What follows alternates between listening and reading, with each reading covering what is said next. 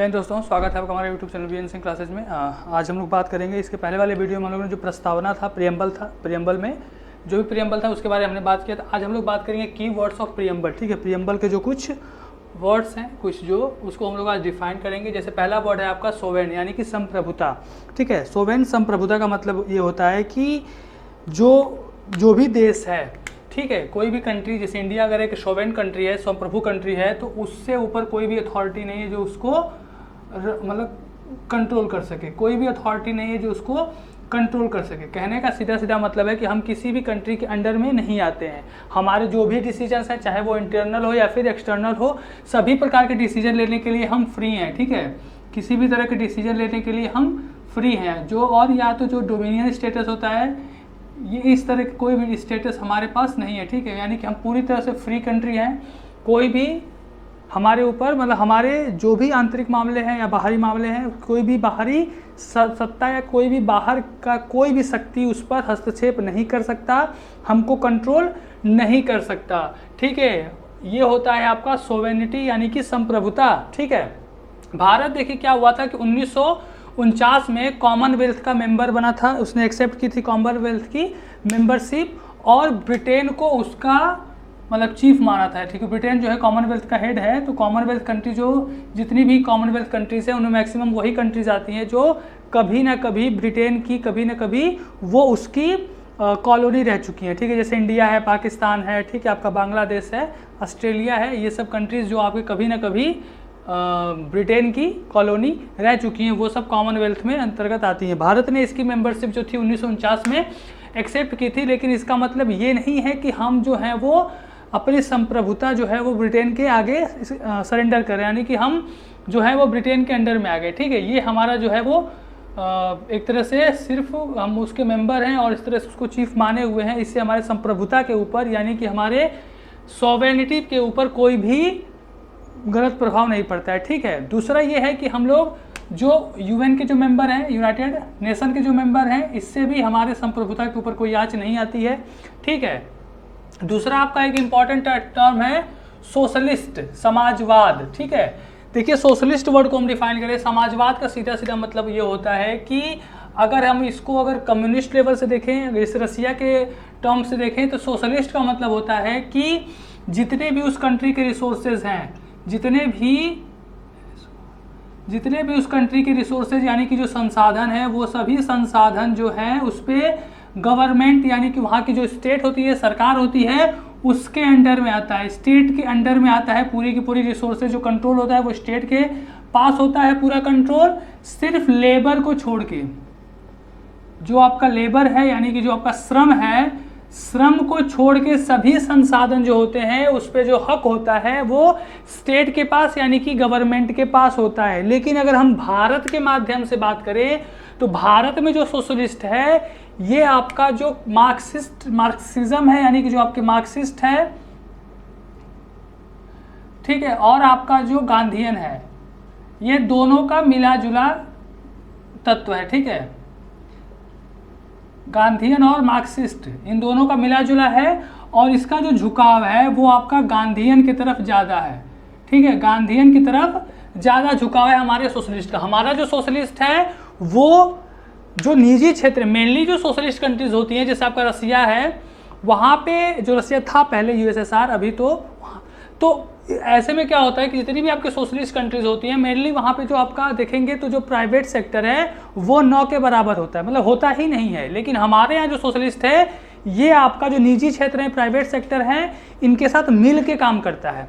ठीक है, तो हमारे यहाँ जो आपका जो सोशलिज्म है वो एक कह सकते हैं कि प्राइवेट सेक्टर और जो आपके सार्वजनिक सेक्टर हैं, पब्लिक सेक्टर यूनिट्स, इनके साथ एक समन्वय के साथ काम करता है। ठीक है, देखिए जो आपका सोशलिस्ट वर्ड था, ये मूलतः हमारे संविधान में नहीं था।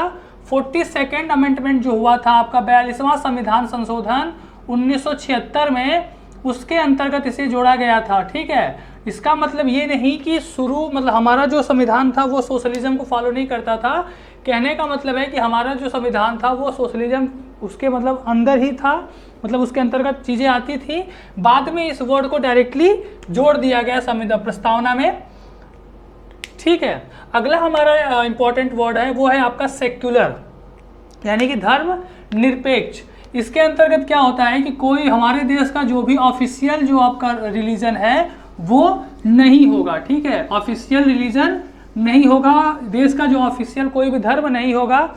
जैसे आप अगर देखेंगे तो जैसे आपका पाकिस्तान है, उसका इस्लामिक जो ऑफिशियल रिलीजन है वो इस्लाम है। जैसे आप अगर चले ईरान चले जाएं, इराक चले जाएं, सऊदी चले जाएं, तो इन सब का मेनली लिखा हुआ होता है कि जो रिलीजन ऑफिशियल जो रिलीजन है वो आपका इस्लाम है, ठीक है। हमारे यहाँ कोई भी, इंडिया का कोई भी ऑफिशियल रिलीजन नहीं है। हमारा जो देश है एक तरह के धर्म निरपेक्ष है, यानी कि कहने का मतलब है कि ऑफिशियल कोई भी धर्म नहीं है, गवर्नमेंट या भी कोई स्टेट किसी भी धर्म को सपोर्ट नहीं करेगा, उसे आगे बढ़ाने की बात नहीं करेगी। लेकिन हम लोगों ने देखा है कि सबसे बड़ी जो इंपॉर्टेंट चीज़ है हमारे यहाँ जो सेकुलरिज्म है वो पॉजिटिव तरीके से लिया गया है, ठीक है। इसमें मतलब कि जो वेस्टर्न का जो सेकुलरिज्म है, वेस्टर्न का जो थॉट है, उसमें जो आपका स्टेट है और जो आपका स्टेट और गवर्नमेंट रिलीजन, इन दोनों के बीच में सेपरेशन पे ये काम करता है। दोनों एक दूसरे के बीच में इंटरफेयर नहीं करते हैं, जबकि हमारा जो है वो आपका ये सेकुलरिज्म जो है पॉजिटिव तरीके से लिया जाता है, ठीक है।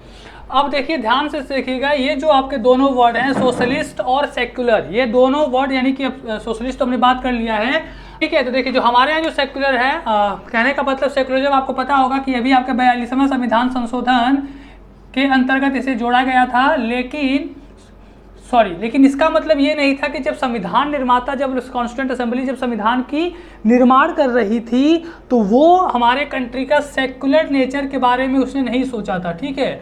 अगर आप ध्यान से हमारे आर्टिकल्स को देखेंगे तो जो आर्टिकल आपके 25 से 28 जो आर्टिकल्स लिखे हैं, जो धर्म की स्वतंत्रता प्रदान करता है, ये साफ साफ इससे हमको बात समझ कर निकल कर आती है कि हमारे जो संविधान निर्मात्री थे, जो कॉन्स्टिट्यूएंट असेंबली के जो मेंबर्स थे, उनके मन में सेक्युलरिज्म था, सेक्युलर या धर्मनिरपेक्षता वो थे, लेकिन इसे डायरेक्टली प्रियम्बल में नहीं कहा गया था। और 1976 में इसे डायरेक्ट वर्ड को डाल दिया गया, ठीक है। तो ये आपका इंपॉर्टेंट फैक्ट है। इसके बाद अगला हम लोग देखें तो वो है आपका डेमोक्रेसी, यानी कि डेमोक्रेटिक, ठीक है, लोकतंत्र। और देखिए लोकतंत्र जो होता है, इसमें सीधा सीधा कहने का मतलब होता है कि जो यहाँ पे सरकार बनेगी या जो सरकार चुनी जाएगी, या देश को जो चलाने वाले लोग होंगे, जो अपने ऊपर जो शासन करने की जो लोग होंगे, वो आपके जनता के द्वारा चुना जाएगा, यानी कि बाय पीपल्स, ठीक है।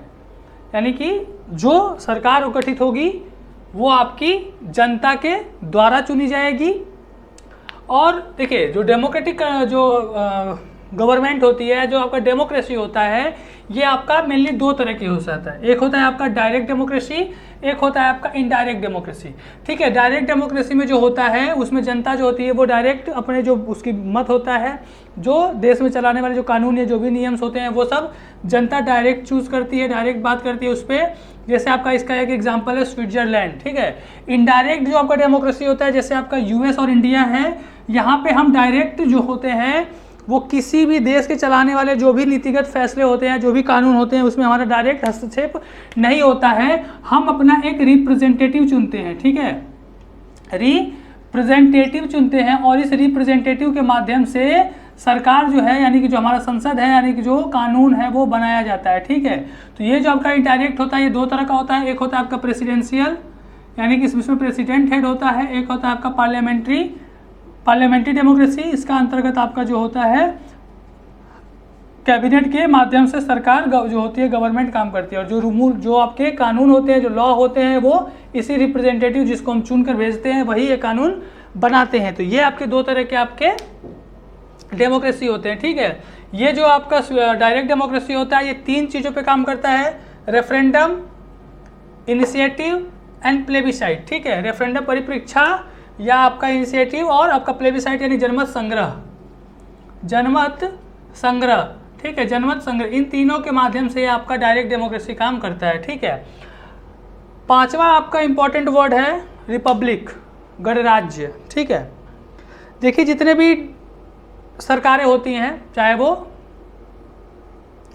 वो सरकारें, कोई भी सत्ता होता है, कोई भी सरकार होती है, वो दो तरह की होती है। एक होता है आपका मोनार्की, यानी कि राजशाही, और एक होता है आपका रिपब्लिक यानी कि गणराज्य। ठीक है, देखिए रिपब्लिक को हम सीधा सीधा कहें कि जो देश का हेड होगा यानी जो आपके कंट्री का जो हेड होगा वो कॉन्स्टिट्यूशनल जो हेड होगा वो आपका जनता के द्वारा डायरेक्टली या इनडायरेक्टली चुना जाएगा।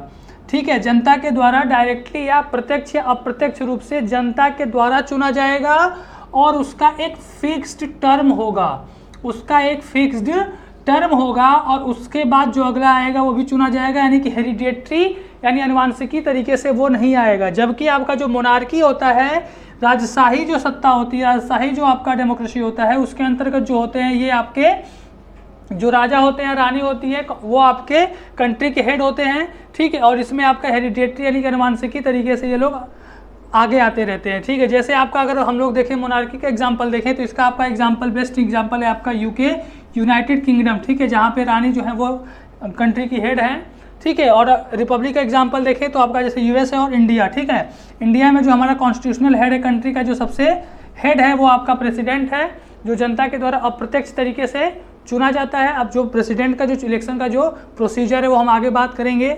ठीक है, इसके अलावा जो आपका फिक्स टर्म है यानी कि जो प्रेसिडेंट चुना जाता है वो 5 साल के लिए चुना जाता है। ठीक है, तो ये आपका गणराज्य यानी रिपब्लिक की बात हो गई।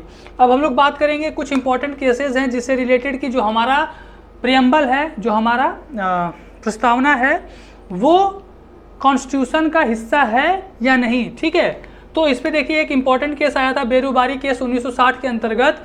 इसमें सुप्रीम कोर्ट ने ये कहा था कि प्रियम्बल जो है वो कॉन्स्टिट्यूशन का हिस्सा नहीं है, यानी कि preamble is not a part of constitution. ठीक है, लेकिन अगले ही जजमेंट जो आपका एक फेमस लैंडमार्क जजमेंट है केशवानंद भारती बनाम केरला।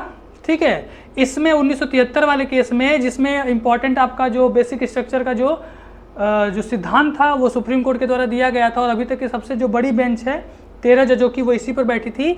इसमें कहा गया कि preamble is a part of constitution, यानी कि प्रियम्बल जो है वो संविधान का हिस्सा है। और फिर इसी बात को सुप्रीम कोर्ट ने अगले जजमेंट में भी कहा कि LIC केस में 1995 में सेम जजमेंट दिया कि preamble is the part of constitution. तो इसके बाद एक अगला सवाल ये उठता है कि जो आपका प्रियम्बल है, जो आपका प्रस्तावना है, उसमें अमेंड किया जा सकता है यानी संशोधन किया जा सकता है कि नहीं। तो देखिए 1960 वाले केस में जो बेरुबारी केस था उसमें साफ साफ कहा गया है कि जो आपका प्रियम्बल है वो संविधान का हिस्सा नहीं है। तो जब संविधान का वो हिस्सा ही नहीं है तो आर्टिकल 368 के अकॉर्डिंग उसमें संशोधन नहीं किया जा सकता। लेकिन केशवानंद भारती केस में सुप्रीम कोर्ट ने साफ साफ कहा है कि जो प्रियम्बल है वो इंटीग्रल पार्ट ऑफ कॉन्स्टिट्यूशन यानी कि संविधान का वो एक हिस्सा है। तो इससे क्या हुआ कि जो हमारा प्रियम्बल है उसमें अमेंड किया जा सकता है, यानी आर्टिकल 368 के अकॉर्डिंग उसमें संशोधन किया जा सकता है। ठीक है, और अभी तक जो प्रियम्बल है उसमें सिर्फ एक बार संशोधन किया गया है, 42वें संविधान संशोधन 1976 के समय में इंदिरा गांधी की सरकार थी। ठीक है, और आपका इमरजेंसी चल रहा था, उसी समय पहली बार आपका जो प्रियम्बल है उसमें संशोधन करके 3 वर्ड यानी कि आपके सोशलिस्ट, सेक्युलर और आपका जो कि इंटीग्रिटी यानी अखंडता, ये 3 वर्ड जोड़े गए थे। ठीक है, अब इसके आगे हम लोग बात करेंगे अगले चैप्टर पे। थैंक यू, जय हिंद।